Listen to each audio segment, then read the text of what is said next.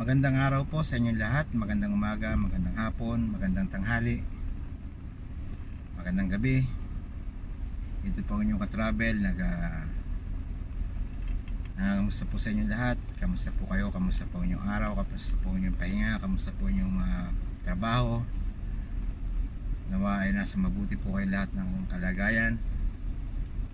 Ako po ay nagagalak sa araw pong ito, sa oras pong ito, sapagkat kagagaling ko lamang po sa bangko.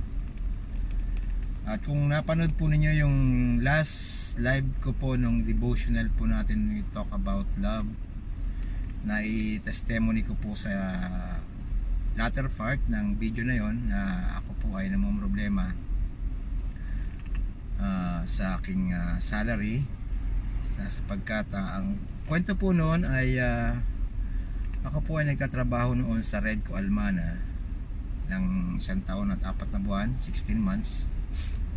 At pagkatapos po ng 16 months ay sa huling panahon po ng 16 months na yon, ako po ay nagkaroon ng problema na hindi na po kami napapasahod ng maayos at nadidelay na po hanggang sa umabot na po ng 3 months ang delay. Pero ako po ay naging consistent po sa pagbabayad sa bangko. Kung sa paanong paraan, it is by God's grace and it's by God's provision at ako po ay nakapagbayad ng maayos. And it so happen na ako nga po ay nakalipat because of that delayed salary sa Almana, sa Redco Almana. Ako po ay lumipat sa Hyundai Engineering. At since October 9 up to present, ako po ay nagtatrabaho sa Hyundai Engineering.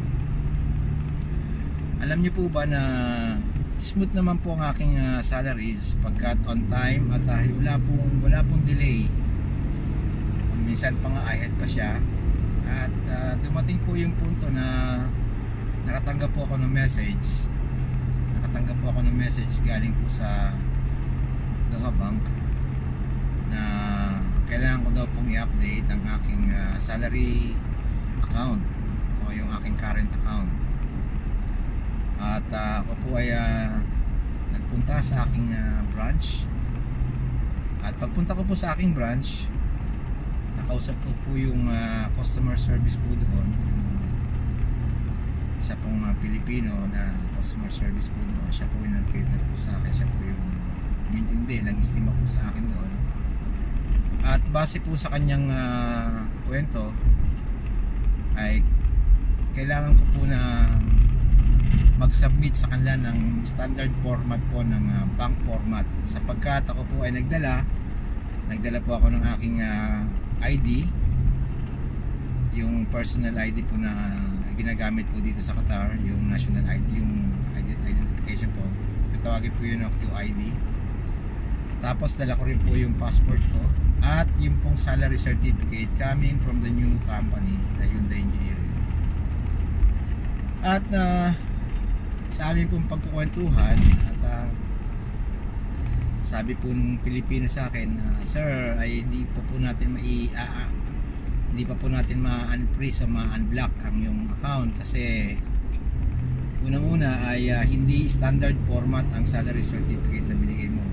Ito ay format ng inyong company, which is kailangan nating palitan ng ganitong format. So binigyan niya ako ng format.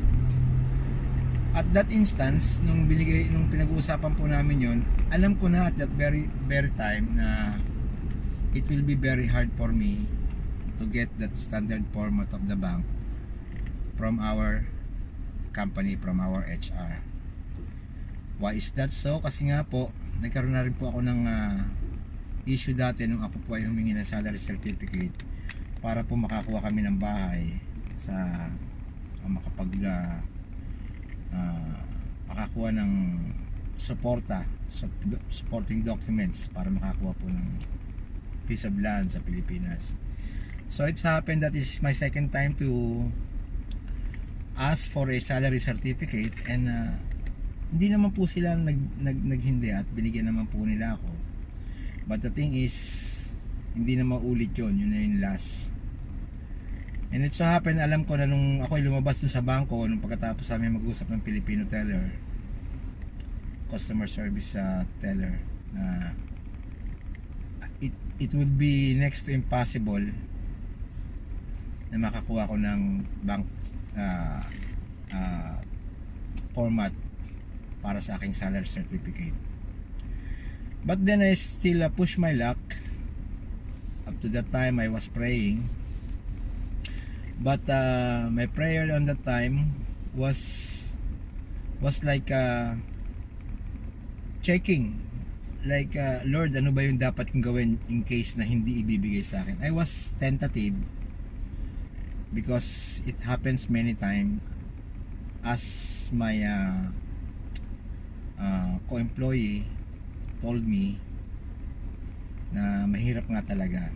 Swerte ko nga daw at napakadali ko nakakuha at that time ng salary certificate. So it happened na nagpunta po ako sa HR at kinausap ko po yung HR. Ganun, kung paano ko po in-anticipate yung sasabihin sa akin ng HR is word for word, ganun po yung sinabi sa akin na they cannot furnish me a copy of a new bank format salary certificate kasi nga it is not on the company's rules and regulations. So I was not looking forward na para bang yung sumama ang loob. No, I'm not, kasi nga expected ko na yon. My expectation is that it will happen. That's why I put my trust on God do sa part ng aking prayer na ano ang aking next step. And during that course of time na nakikipag-usap po ako sa HR, sabi po niya sa akin, kausapin natin yung PRO, yung kung tawagin po namin dito ay Mando. Siya po yung nangangasiwa at naglalakad po ng mga dokumento ng mga lahat ng mga trabahador. At sa pakikipag-usap ko po sa Mandok ay sadali ko po puputulin. Nakikita po ninyo yung MRT na yun, LRT yan, nasa taas. So sa pakikipag-usap ko po sa Mandok, nagbigay po siya sa akin ng suggestion. Actually it's not a suggestion but it's the final conclusion po ng aming usapan. Sabi po niya sa akin, I cannot help you, I cannot go with you. It's that because if I will go with you, my boss will ask me where I go or what I did for that duration of time na wala ako sa office. Sabi sa akin. I'm expecting that also na hindi siya makakasama. I'm just asking him if you can come to me and talk with the bank. But so happen since you're expecting that answer, I received the same expectation that I made in my mind. It so happened na ang final conclusion po niya is that, sabi niya sa akin, the only person who can help you is yourself. The only person that can push you is your ability to discuss things with the manager. Don't go, he told me, don't go to the branch manager, but go directly, don't go to the bank teller, customer service, but go directly to the manager of the branch. And so I conclude our discussion with thank you, and with a little bit ease in my heart that it will soon I'll get a positive answer coming from the manager. And then I went to my mobile and discussed things with my wife and with my children, and we all prayed. That happened last Wednesday. Almost 1 week from now. So it was 5 days ago. But last Thursday, I was supposed to go to the manager, but something talked to me in my mind that I should not come at that time. I have to finish all my works. Kailangan kong tapusin lahat yung aking mga pending na trabaho, paperworks, kanga. And during that time, I was still praying. I'm in the mode of prayer. And it so happened that last Friday, I went to a devotional live, and part of my video is that I testified my ongoing burden or thorn, as I may say, that I put my trust on God, that He will going to give me, that He will going to sustain me with a positive answer, and put all my worries into God's hand. So from Friday night and Saturday yesterday, I am very positive that things would come for my side. But one thing though, one of my friend, Jesse Alarcis, suggested and give some advice regarding my case, because it happens to him before, and this is what his story to me. He told me like this: it happens to me before like that when I changed my company, I have to go to the bank, but I did not go to my branch. You should not go to your branch because they don't have concrete answer for your inquiries, for your problem, for your let's say burden. Go directly to the collection department on the main branch, on the main office. Talk to them, talk any of them, and they are very, very polite to understand all your queries. That happened yesterday. I didn't come yesterday to the bank because the bank is closed every Friday and Saturday. So this morning I was still adamant to come, but then as I prayed that, Lord, it's not my decision, it's not His decision, the person that I will going to talk to, it's your decision. I rest my case upon you, on your hand, and yes, Lord, I will go today. And that's it. I finished all my chores, my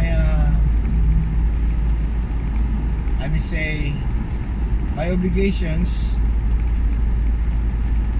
on all the reports in the morning, and Idir told me, my companion in our department, told me to have a company factory visit once again, that we are backlogged with a factory visit due to we have to submit 2 visit a week, and it happens that I have to visit this week 3 times. So this is my first visit for this week, and that is my reason. I have a what you call this alibi to come to the bank earlier than my expected time to come there. So to make the story short, I went to the bank. I called my wife and asked for some more prayer, and I believe that they prayed. And during the time that I went to the building inside, my spirit is still in the prayer mode. And as my prayer is about to finish, I'm about to enter the collection department office. I see directly one guy in front of that door but there's a lot of people there. You know, it so happened that I can see the face of an angel. He's like, personally, he's like a very, very masungit guy, you know. And but when I approached him, I was standing in front of his table. He told me, "What can I help you?" And I told him that my account is black because I transferred from Redco Almana to Hyundai since October 9. Then the only thing that he asked me the second time is that, what is your account number? So I do remember, I do memorize my account number. I told him my account number. Blah blah blah blah blah blah. Then maybe he noticed me that I'm still standing in front of his desk, that he told me, sit down, sit down. Then I took my chair, I took my seat. I took the chair, I take my seat. From there, I was about to think of what he will going to tell me. But I have a very positive spirit that this will be okay. And he asked me the third time, when will be your salary coming? Maybe he's just checking if my numbers, the date that I will going to tell him is the same numbers that is reflecting to his monitor. I told him maybe 5 or 6. You won't believe what is the last, what was, it's not the last, but what was the fourth message that he threw from his beautiful lips, beautiful mouth. Guess what? I will tell you shortly. But after he uttered that words, that phrase, that sentence, I was almost in tears. I was almost in tears. Yes. Tears of happiness. And the fifth word that he told me, the fifth sentence that he told me is that, don't cry. Everything will be settled. But to go back to the fourth phrase that he told me, you know what he told me? He told me a simple word like this: when your salary come, call me. I will give you my number, my personal number, and directly I will open your account. Directly I will open your account. And that is the reason why I almost cried in front of him.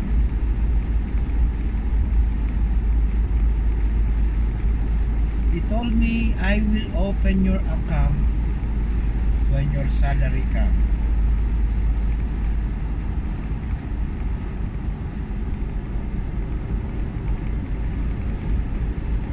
If you were in my shoes, if you were on my position, if you were the one sitting there in front of him,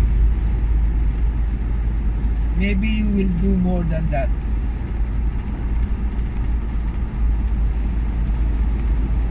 In fact, I really wanted to hug him, but it's not necessary. It's the protocol of COVID. If you will see my face now, I'm still, the tear is still beside my eyes.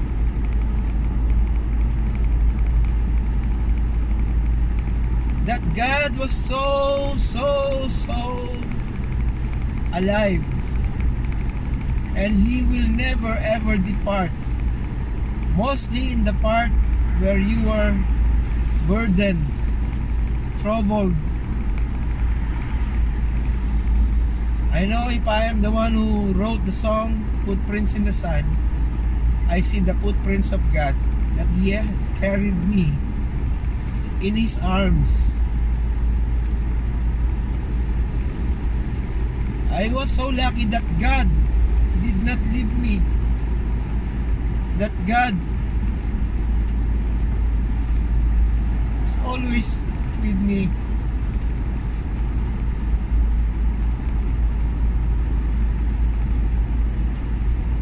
When this guy told me don't cry,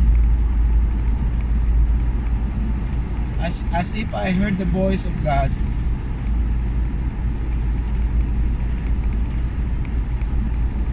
it's really an amazing experience, because there's a lot of people experience the same things that I did, but their conclusion is that it's so hard. You have to come like this, you have to come like that. But then thanks for Jesse Alarces that he gave me a word that I have to come directly to the collection department, not to my branch office. I went directly there because, as he told me, this branch office have nothing to do with your account as of now. Your account is in the hands of the collection department. They are the only department that can unblock, because the branch will going to send letter only to the collection department, and the collection department, without anything concrete evidence, they will not going to open my account. The last word that this guy told me before I leave is that I trust you because you came here in our office. You don't need to say anything, just give me your account number as what you did, and I will open it for you, because you came directly here in our office. God is directing. If God is walking in front of us, it is us who have to follow Him. We don't need to make shortcut. We don't need to detour. Because if we will detour in our way, following God, following Christ, there will be a lot of hazards. There will be a lot of problems. There will be a lot of obstacles. Because if God is in front of us, walking in front of us, all the obstacles, all the things that will happen in front of us during our journey, during our adventure, He will clear our path because He is in front of us.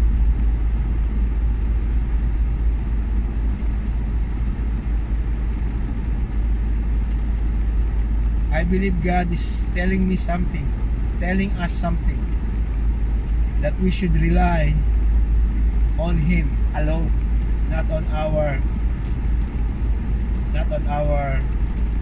ability,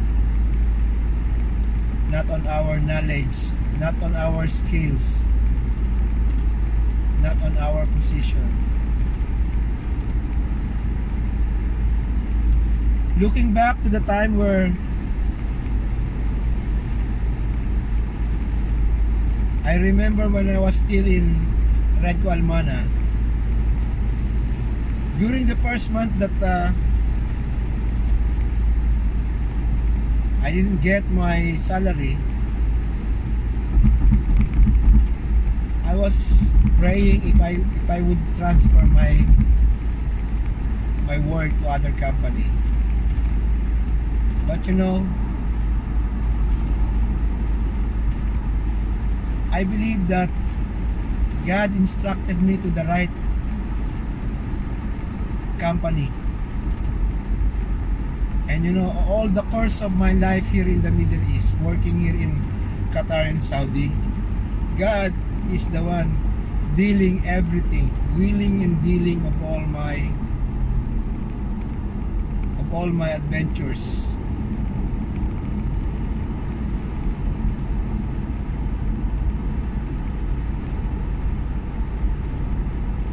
Thank you for your keeping on watching, keep on by watching my video, this video, and I hope that I have planted something in your heart, that my testimony of trusting the Lord with all your heart and lean not on your own understanding, and He will make straight your path.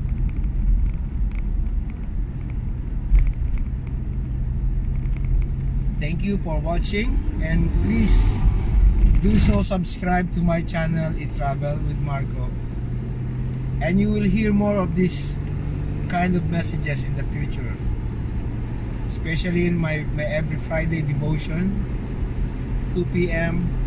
Arabian time, 7 p.m. Philippine time. Please subscribe and put comment.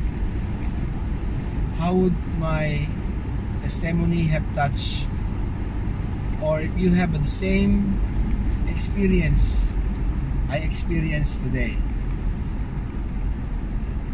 God loves you. Take care. God bless you all.